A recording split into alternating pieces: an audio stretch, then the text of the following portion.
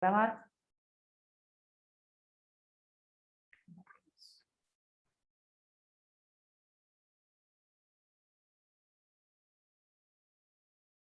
A ver, bueno, retomamos entonces. Estábamos por acá, pero volvemos un segundito para hacer una aclaración y después vamos a lo que plantea Patricia, que es esto de la medicina del trabajo, dónde se ubica, ¿sí?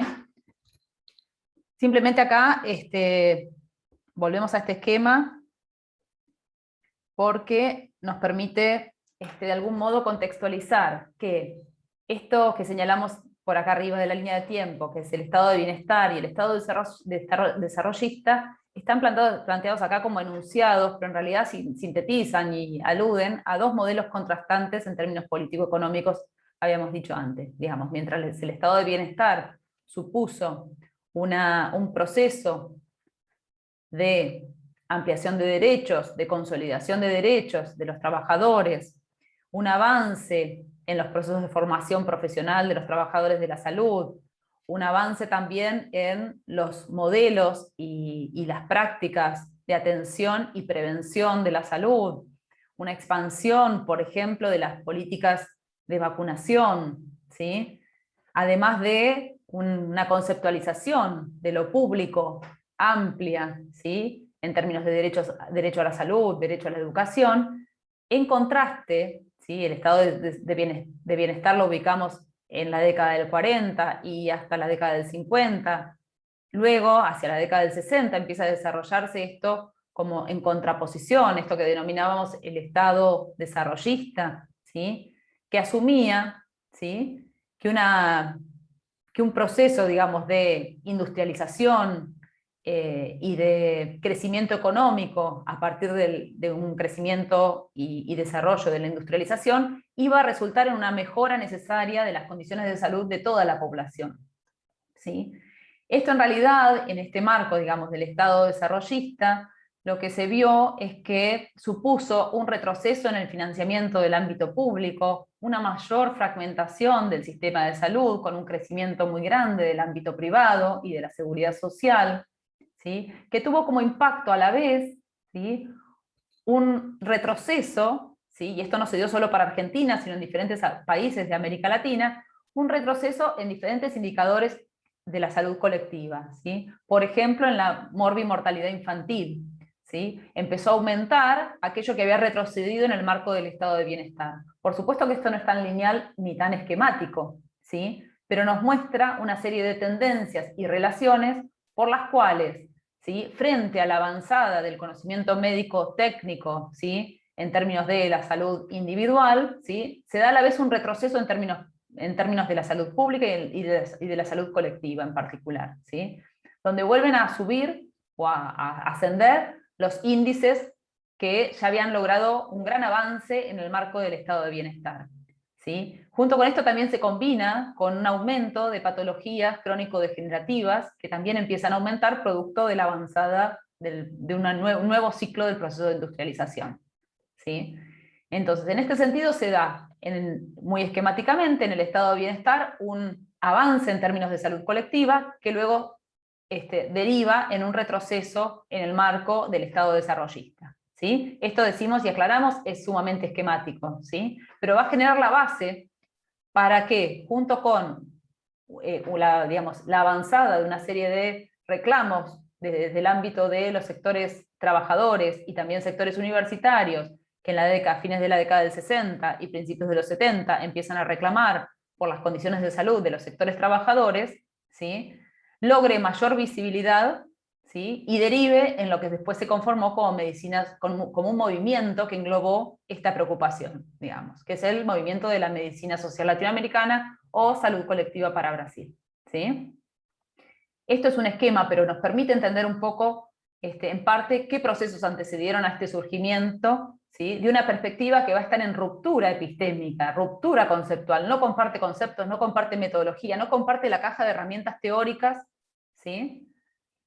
Con la biomedicina o con lo que se denominó también modelo médico hegemónico, ¿sí? Pero vamos de a poco, vamos a tener que hacer algunas precisiones conceptuales también respecto de qué es modelo médico hegemónico. Es muy importante aclarar que cuando hablamos de modelo médico hegemónico no estamos refiriéndonos a los médicos, que es como un error o un deslizamiento común en el que todos podemos y todes podemos incurrir, pero en realidad vamos a referir a que el modelo médico hegemónico se corresponde con una perspectiva, pero que atraviesa a todos los profesionales de la salud, ¿sí?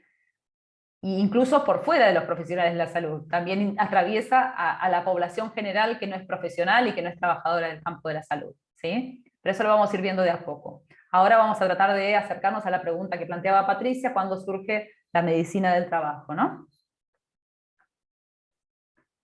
¿Les parece? Avanzamos un poquito y nuevamente esto, si quieren verlo más en detalle, lo pueden encontrar en el texto de Rojas Soriano. Rojas Soriano es un sociólogo mexicano, ¿sí? Que tiene un texto interesante del que nosotros tomamos un capítulo, el capítulo de introducción y el primer capítulo, ¿sí? 2 capítulos en realidad, ¿sí? Que se llama Capitalismo y Enfermedad, si no me equivoco. De ese texto, en particular, se plantea y se despliega el enfoque de la medicina social latinoamericana, y en particular se atiende a este conjunto de relaciones. Lo que va a plantear Rojas Soriano es que hay una interrelación profunda entre las condiciones de vida, las condiciones de trabajo, ¿sí? Que indican o que dan cuenta de procesos de transformación de la sociedad, pero que resultan en variaciones en los perfiles patológicos. Es decir, a diferentes condiciones de vida, está planteando Rojas Soriano, hay una relación con las formas de enfermar, morir, padecer, ¿sí? Y también gozar de la salud de los diferentes conjuntos sociales, ¿sí? Este es el nudo clave, me parece, del planteo de la medicina social latinoamericana, ¿sí? Las formas en que los conjuntos, en que las personas nacen, se desarrollan, crecen, envejecen, mueren, ¿sí? Todos esos procesos están atravesados por las condiciones de vida y los procesos de trabajo. Es interesante y a su vez uno podría decir, bueno, pero esto es evidente. Sin embargo, digamos, la perspectiva dominante, digamos, del modelo biomédico o el modelo médico hegemónico no contempla esta relación y no la incluye, no la abarca. Porque abarca el objeto, digamos, como objeto, el cuerpo individual enfermo, ¿sí? Se concentra en la enfermedad y en lo individual. Acá todavía no llegamos, Patricia, a tu pregunta, ¿eh? Vamos de a poco.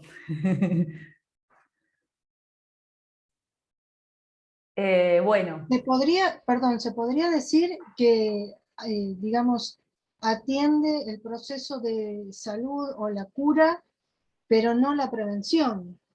Ni la prevención ni la promoción. Claro. Sí, sí. Y tampoco la salud, porque ahí estaría, digamos, la prevención también. ¿Sí? Claro, la cura nada más. Una vez sucedido el hecho, Sí. Y vamos a ver medicar, también, sí. Te escucho, te escuchamos. no eso, medicar y volver a restablecer el equilibrio anterior, digamos. Sí, y De la para un fin organización. muy específico que se relaciona con lo que preguntaste.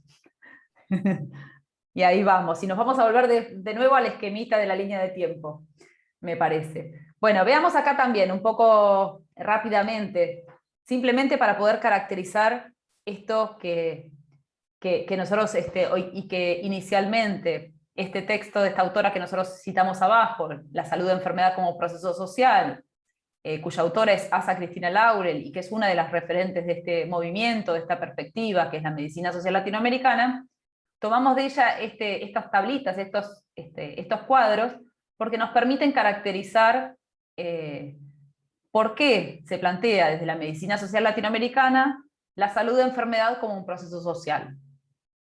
¿Sí? ¿Dónde está la salud de enfermedad como proceso social? ¿Sí? Y me parece que nos parece que este cuadrito y otros más que siguen después nos permiten explicar un poquito por qué se plantea desde la medicina social latinoamericana que es un proceso social. ¿Sí? En principio de este cuadrito podemos decir que lo que se plantea allí son las causas de mortalidad general con tasas y orden de importancia según 2 años, ¿sí? Según 2 años comparados, ¿sí? Entonces esas causas aparecen comparadas para 1940 y 1970. Lo que vemos es que cambia el orden de importancia. En algunas no cambia sustantivamente, porque entre 1940 y 1970 las 2 primeras causas alternan ser primera o segunda causa de importancia, ¿sí? Que son las neumonías y las gastroenteritis y colitis, ¿sí? Sin embargo, la tercera causa, ¿sí? Para 1940, ¿sí? Es la tifoidea, ¿sí? Si no me equivoco, en la lectura, y en cambio, para el 1970, ¿sí? Son las enfermedades del corazón. Entonces, vemos en principio, ¿sí? Que parte, digamos, de la combinación de las patologías varía a lo largo de la historia y a lo largo del tiempo. ¿Conforme a qué? Conforme a procesos que tienen que ver con desarrollo del conocimiento, pero también procesos que tienen que ver con procesos sociales, de avance y políticas, como decíamos antes, cuando contrastábamos el modelo de estado de bienestar versus modelo de estado desarrollista, ¿sí? Las políticas tienen impacto en las causas, en cómo se conforman los perfiles patológicos de un momento en particular, ¿sí? Y en este sentido, vemos que el cambio de importancia, en el orden de importancia de diferentes patologías a lo largo del tiempo y a lo largo de 3 décadas nada más, podría dar cuenta, ¿sí? De un conjunto de aspectos entre los cuales hay procesos sociales. ¿Por qué? Porque las políticas, ¿sí? La forma en que se concibe políticamente un Estado, ¿sí? Los lineamientos político-económicos de un Estado, es parte de una causa social. Sin embargo, y acá va a aparecer una dimensión más ideológica, más político-ideológica, ¿sí? Para la mirada desde el modelo biomédico o desde el modelo médico hegemónico, las causas van a ser solo atribuibles a, ¿sí? El desarrollo del conocimiento científico. Neutral, científico, profesional, ¿sí? Y atribuible solo al desarrollo del conocimiento y a las causas biológicas. Sin embargo, lo que estamos viendo acá es que esto coexiste, ¿sí? Con las variaciones en las políticas generales sanitarias, en las políticas de Estado, en los modelos político-económicos de Estado, ¿sí? ¿Puedo hacer una pregunta? Sí. Me acuerdo que en una materia vimos, o sea, este fenómeno, o capaz lo anterior, pensado con los términos transición epidemiológica. ¿Está bien plantearlo de este modo o ese también sería como un término cargado de o sea, ideológicamente? Pensarlo así, no sé. Pau, ¿quieres decir algo? Estoy pensando, en realidad, a ver, es la forma clásica de pensar la salud pública. A eso vamos, ¿no? Cuando el agente patógeno predomina la explicación de lo que pasa a nivel social de los procesos de salud, enfermedad, atención. Sí. Pero bueno, también, digo, en epidemiología se habla en esos términos. Digamos, no está mal, sino que es como la forma clásica de pensar en la epidemiología. Sí, y esto que dice Pau tiene que ver también con que estamos nosotros haciendo un abordaje algo esquemático, ¿no? No hay un único abordaje desde la epidemiología y no hay un único lineamiento desde la epidemiología. La epidemiología también se va a nutrir de estos debates que plantea la medicina social latinoamericana y va a derivar también en posturas críticas respecto de la epidemiología. Entonces la caja de herramientas se va a dar vuelta y se va a remover, ¿sí? De la epidemiología más clásica, más tradicional, ¿sí? Y se van a plantear primero modelos unicausales, después se van a hablar de una perspectiva ecológica, de modelos multicausales, ¿sí? La cosa no es tan lineal como la presentamos, pero lo importante es que queremos destacar son algunos nudos que nos permiten pensar, ¿sí? Esto en términos de proceso social y poder fundamentar por qué, ¿sí? Se generan dos miradas contrapuestas, ¿sí? Una que ignora las causas sociales de la enfermedad y otra que las incorpora y las trata de reformular, siendo no una perspectiva dominante, ¿no? Entonces, junto con esto, hay perspectivas dentro de la epidemiología que empiezan a ramificarse. Surge, por ejemplo, la epidemiología crítica, ¿sí? Que es más próxima a la medicina social latinoamericana, ¿sí? El concepto, como decía Paula, de transición epidemiológica es más clásico de la epidemiología, pero la epidemiología no es una, ¿sí? Hay una perspectiva primero unicausal, causa-efecto, después multicausal, perspectiva ecológica, que se va acercando a esta mirada más de la epidemiología más crítica, ¿sí? Que es más próxima a la medicina social latinoamericana. Una de ellas, que yo me acuerdo de salud colectiva, es Ana Díez Brooks. Creo que se pronuncia así, Brooks el apellido. Se cortó, me parece. No me sale otro que es como recontra... Hola, hola. Sí, ahí está. Bueno, no, ahora voy a buscar, que no me acuerdo el nombre de otro autor, si a alguien le interesa para profundizar, ahora dejo en el chat el nombre de otro autor que también es como referente en epidemiología crítica. Perfecto. Bueno, avanzamos a otro cuadrito, ¿sí? Nuevamente también algo esquemático. La idea de esto era caracterizar por qué para la medicina social latinoamericana es tan contundente, ¿sí?, el carácter social de la salud-enfermedad, ¿sí? Y acá lo vemos, por ejemplo, en relación a los procesos de trabajo en un mismo ámbito de trabajo, dentro de un mismo proceso productivo, ¿sí? Hay roles diferentes y posicionamientos sociales diferentes dentro de la estructura social, ¿sí? Lo vemos solo en uno de los ejemplos. Por ejemplo, si tomamos dentro de la producción de carbón, ¿sí?, en los primeros dos renglones, ¿sí?, en la tabla, vemos el trabajador minero de carbón, ¿sí?, que usa su fuerza de trabajo, digamos, material, concreta, comparado con el gerente de minas, ¿sí?, que está en la parte más administrativa, ¿sí?, de la explotación de la producción de carbón. Con respecto a uno y otro, dentro de un mismo proceso productivo, por estar en dos posiciones del proceso productivo diferentes, ¿sí?, tienen dos condiciones de trabajo diferentes, ¿sí? Uno es mucho más susceptible, digamos, se enferma mucho más, ¿sí?, más frecuentemente, ¿sí?, por tuberculosis, cáncer pulmonar y bronquitis, que el gerente de minas. O sea que dentro de un mismo proceso productivo, esto también supone una diferenciación, ¿sí? Entonces, cuando hablamos de la salud-enfermedad como proceso social, estamos aludiendo a que es algo histórico, ¿sí?, que es colectivo. ¿Dónde está lo colectivo acá? Sí, el gerente tiene digamos, un perfil patológico diferente, se enferma menos de estas causas que el minero, que el trabajador. ¿Dónde está lo colectivo? En la tabla.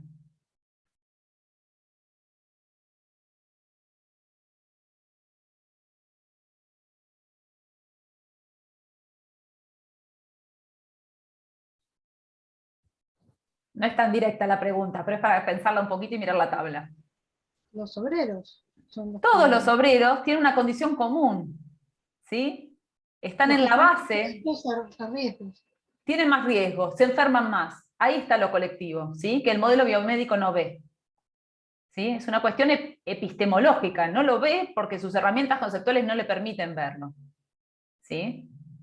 Entonces, el minero, el obrero de la construcción y el obrero de la industria de ingeniería tienen en común que se enferman más de estas causas, ¿sí? Ahí tenemos el carácter colectivo, que remite a la estructura social, ¿sí? No solo nos remite al proceso productivo, sino que transversaliza los procesos productivos y nos plantea que los que están en la escala inferior de la estructura social se enferman más, ¿sí? Este no es un planteo nuevo para la medicina social latinoamericana, sino que decíamos que ya había sido planteado muy claramente a mediados del siglo XIX, ¿sí?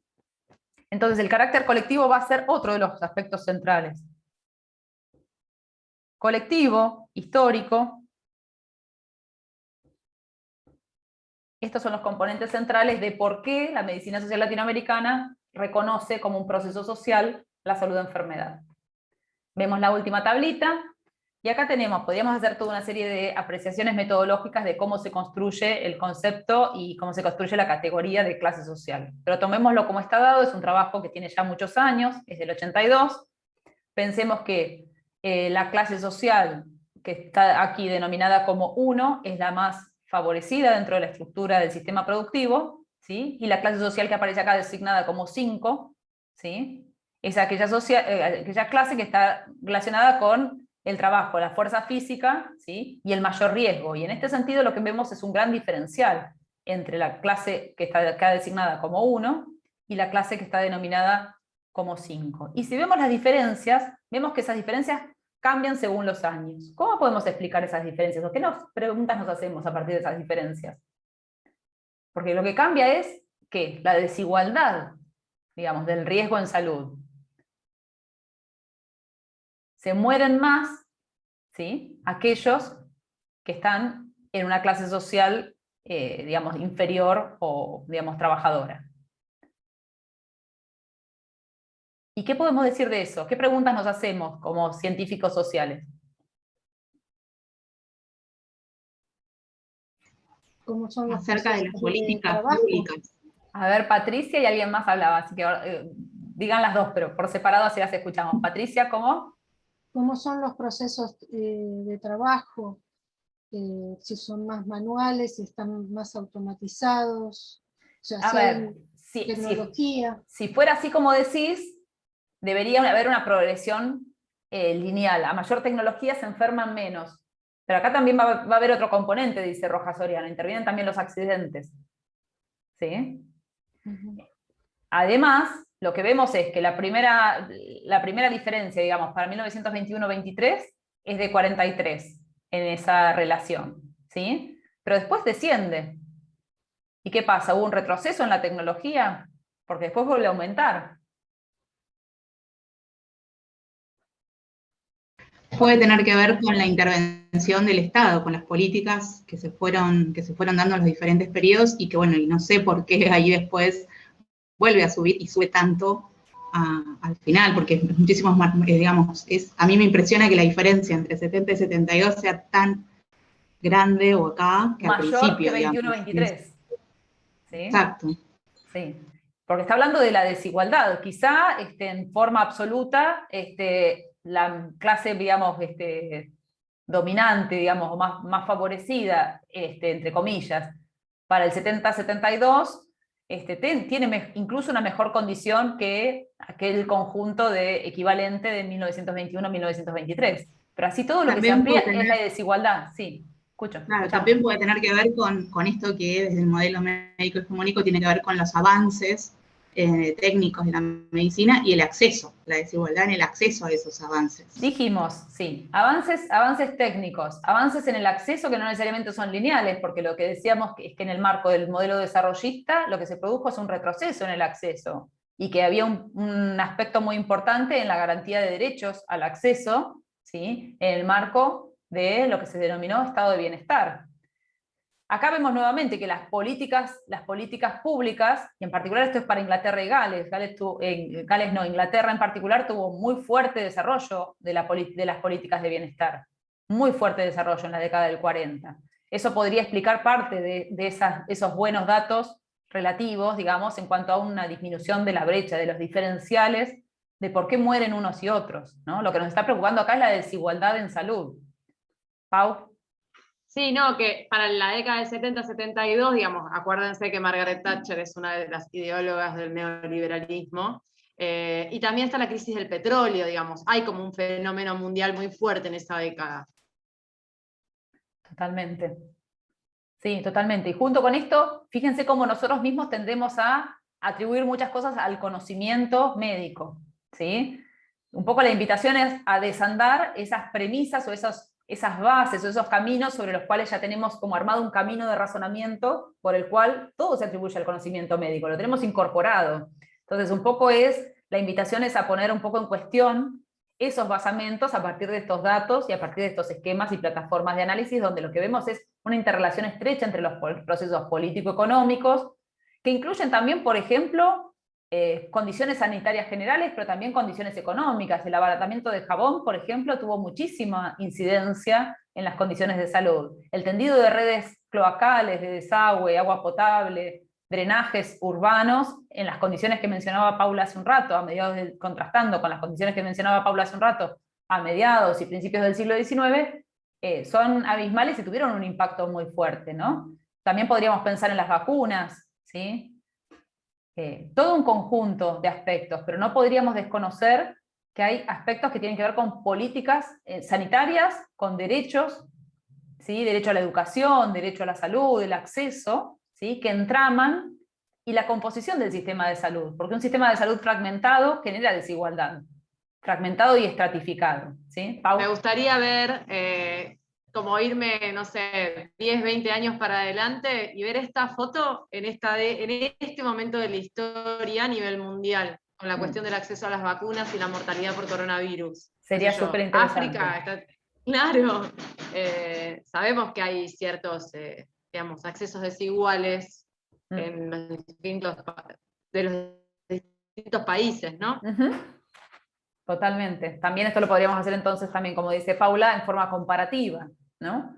Entonces decimos, es colectivo, es histórico, y esto ya nos da una base para poder pensar y acercarnos a esta fundamentación o a esta premisa que plantea la medicina social latinoamericana, que es por qué el proceso de salud de enfermedad es interesante, es sugerente y es necesario pensarlo como proceso social, ¿sí?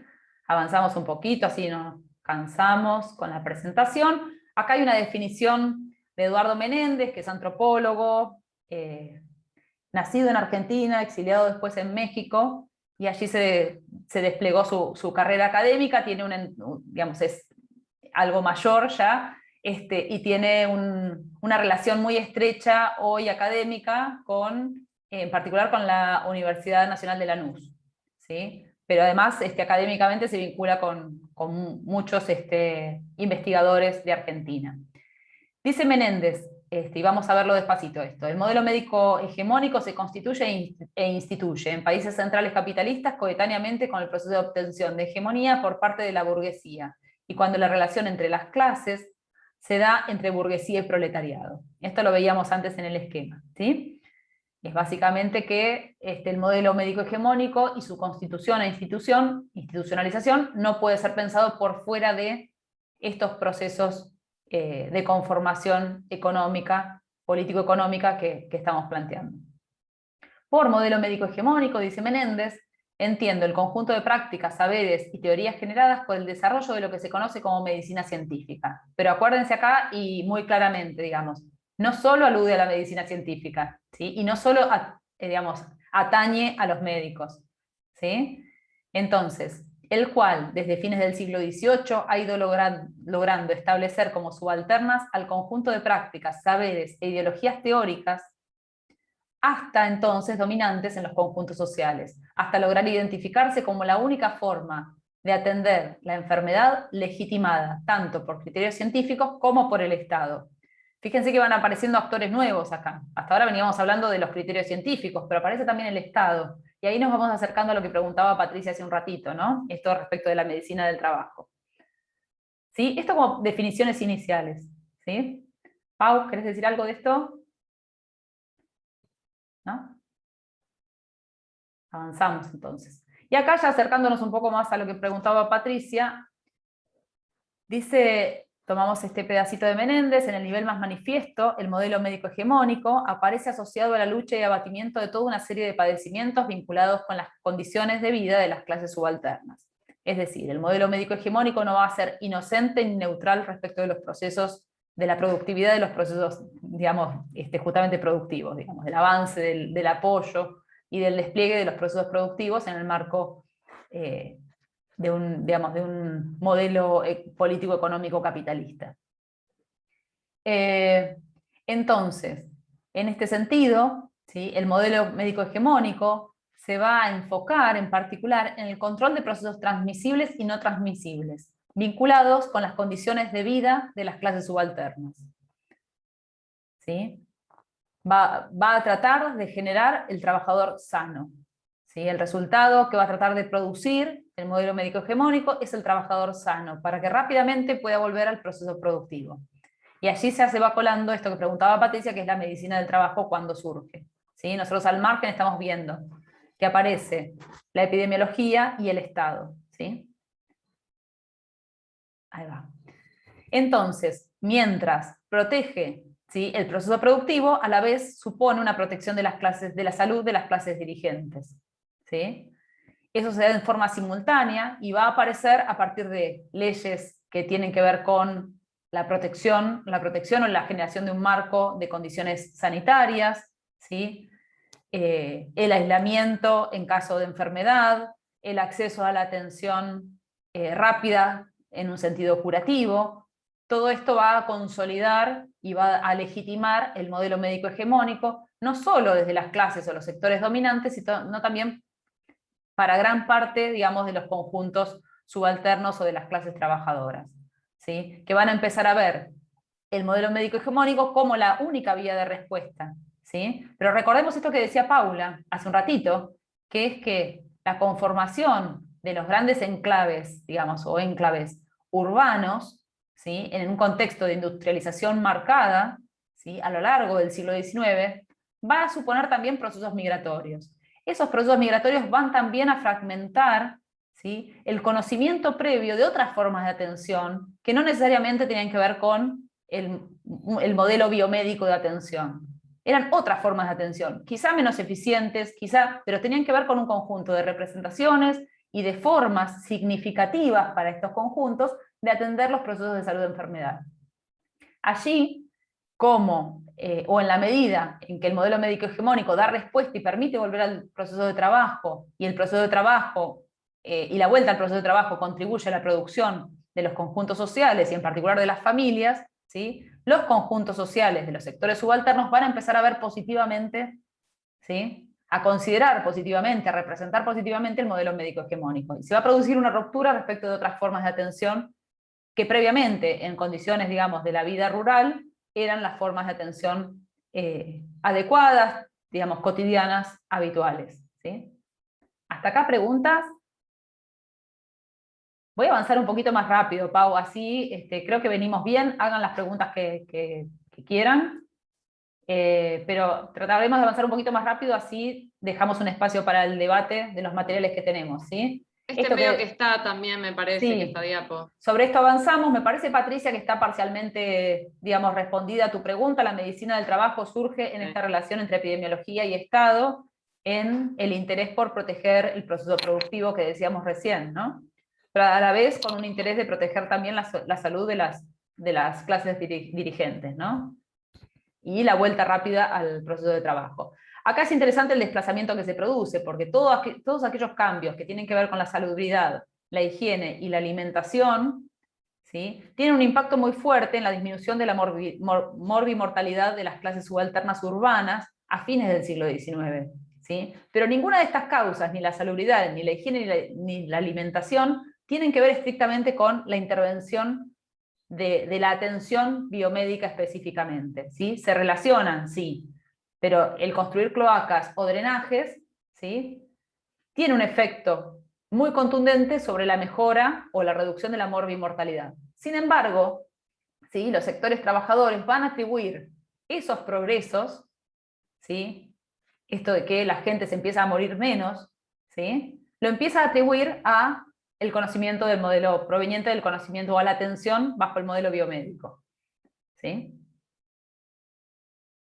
Eso es parte del deslizamiento, digamos, técnico e ideológico que tiene que ver con cómo los sectores trabajadores incorporan una mirada positiva respecto de la medicina científica, atribuyéndole los progresos que decíamos antes al avance del conocimiento científico, cuando en realidad no son estrictamente atribuibles a ello. Los cambios en la alimentación necesariamente tienen que ver con procesos económicos, políticos diferentes, ¿no?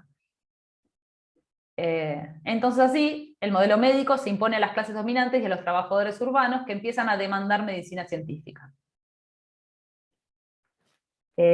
Bueno, hay una serie de rasgos o de caracteres que acá aparecen muy esquemáticamente otra vez enunciados, pero que en realidad Menéndez plantea que tienen una interrelación dinámica, que anteceden a la conformación, algunos de ellos, a la conformación del modelo médico hegemónico, algunos de estos caracteres, y que se interrelacionan entre sí.